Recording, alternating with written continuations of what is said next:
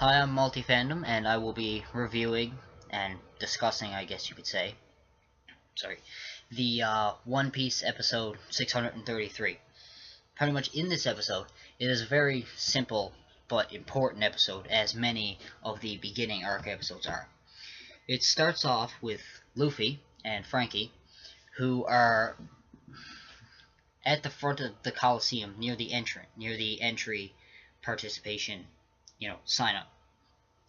Luffy, who really wants to marry no Mi, obviously, because it's Ace's devil fruit. And so he wants to sign up. But when he says that he wants to sign up, everybody's like, oh, no, wait. You're too old. You're too old to sign up. You can't. So, but obviously he wouldn't care about that anyways. So he runs over to the entrance, and he writes his name down. But Franky, who tells him, okay, listen, if you're going to enter in this, keep it low. Don't let anyone know that you're who you really are, that you're Luffy.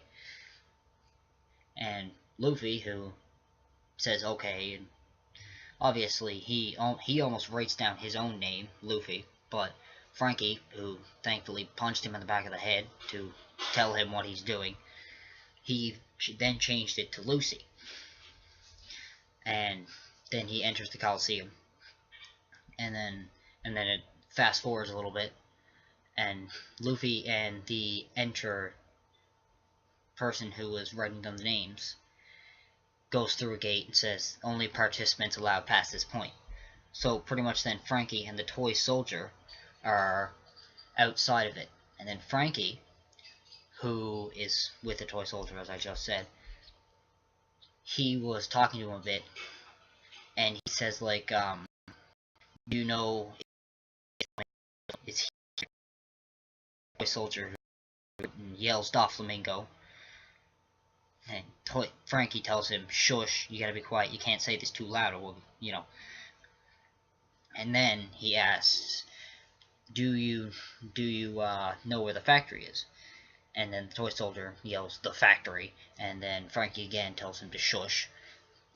And the toy soldier, he also goes over to there's a participant sheet by where the gate is that only the participants allowed to go through, and Franky and the toy soldier have to wait. There is a participant sheet, and so the toy soldier's looking at that, and he says, Rebecca, she is participating. Rebecca we see her later on. We don't fully see her, but we see her as sort of one of those people on a shadow. She's almost a shadow of it. That's pretty much how we see her. And then after that, it skips to Sanji and Violet. And Sanji and Violet is, meh, I don't really know what to think about it. Sanji being Sanji. I mean, that's just pretty much what Sanji does, falling in love with some girl that he just met. Oh, how many times he's done that. But when Violet hugs Sanji, we see zoom out version. It zooms out and it shows all the hearts that's coming from Sanji, and pretty much we see how big, well, some of Dressrosa, and the Coliseum looks fairly big. So, and then the next part is pretty much the Coliseum when Luffy's inside of the participant waiting area of the Coliseum.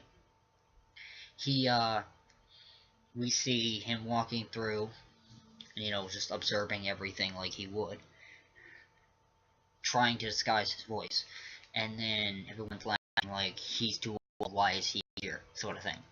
And then another Coliseum person who won 52 monthly tournaments pretty much gets very angry and says, listen, you're too old, go home, why are you here? And then he gets so angry that he actually throws a punch at Luffy. And this part is very important, because at this point, Luffy's, which is him he avoids every single punch. It is quite amazing, if I might say. And then Luffy, who eventually is just like, yeah, alright, screw it, he grabs onto Sparta and actually picks him up, spins him around, and then plants him right on the floor. denting the brick floor, sorry. And Sparta's a pretty big guy, so, you know, he has to be very strong. And thinking, like, Sparta is the star of the Colosseum. How did this old man just pick him up and plant him into a brick floor and dent it? Or not dent it, completely just destroy this place around him. Literally made a Sparta spot in the floor. And then, pretty much after that, we see Luffy go into the... Or, no, wait, before that, before Luffy goes into the equipment, we see all these characters are, you know, shown as, you know, half of them are blacked out as what normally happens in the show. And in it, we see Rebecca, who is the girl that the toy soldier was talking about. And obviously, a woman that can tell who Rebecca is. And then we see people like the Funk Brothers, and the Din Chao, oh god, the Don Chao, or not really was pronouncing this stuff. See the Don Chao, there's 3 of them, Blue, Don, and someone else. The name escapes me at the moment. But we see them, and we also see the Funk Brothers, and they're talking. One of the guys says, like, there's a lot of big names here, and then one of the big names starts talking about telling us about who some of the people are, and he says Bartholomew, I think I'm pronouncing that right, who is a participant. I'm not going to go too in depth because if you haven't read the manga, I don't want to spoil anything, but he's pretty strong. And then there's a war criminal. He was in the Battle of Dias, or D-I-A-S. Once again, not who to pronounce that. But we don't know what he did because there's no other information on it. And we see Rebecca, who I already said the toy soldier mentioned. So they have something. Who else do we see? That's really all I can think of. Yeah, so... And then it skips to the actual... And then Luffy goes into the equipment room, and then he starts putting on stuff like, oh my god, look at all this stuff. And then he sees a statue of a person named Kairos.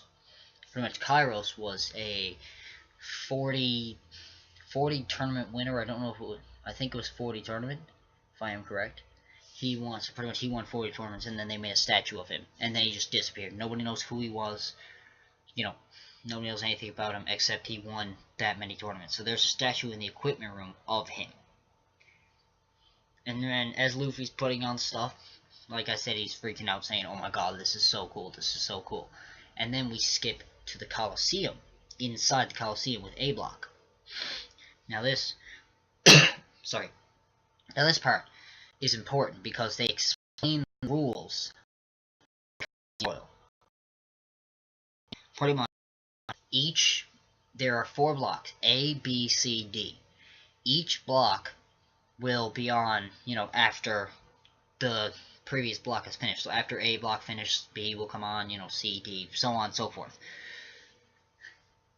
And in it we see the announcer who is explaining the rules of the Colosseum. Pretty much he's saying, you know, as I said, the four blocks will come in. It'll be A block and then B, as I said. And then after each person who has won, there can only be one man left standing, or one person, I should say, left standing from all 4 of the blocks. Well, from each block, there can only be one person standing.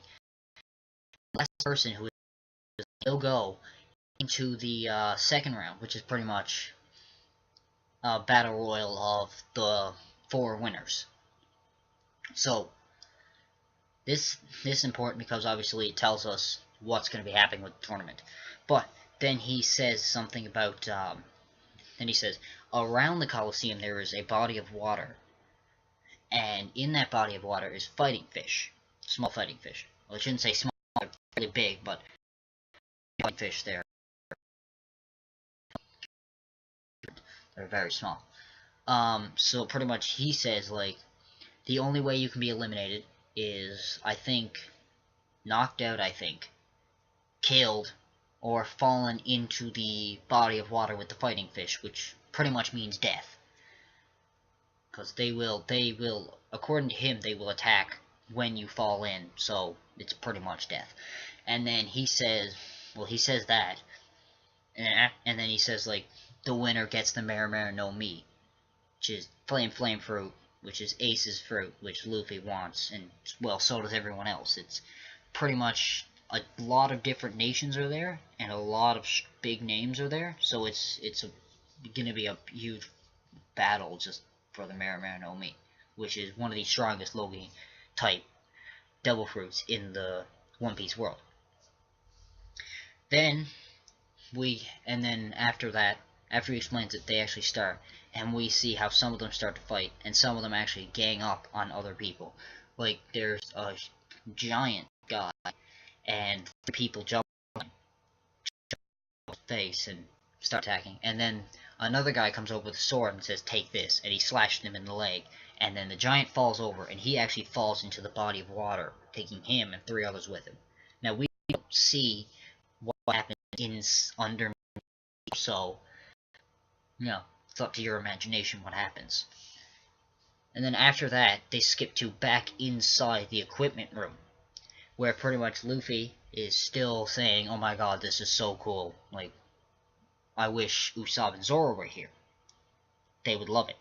And then all the female staff start to faint because of this character, this person called Cavendish, who is a pirate. And he's apparently very beautiful, and he makes all the female staff faint, which is fairly interesting. And he carries around a rose, yeah. And,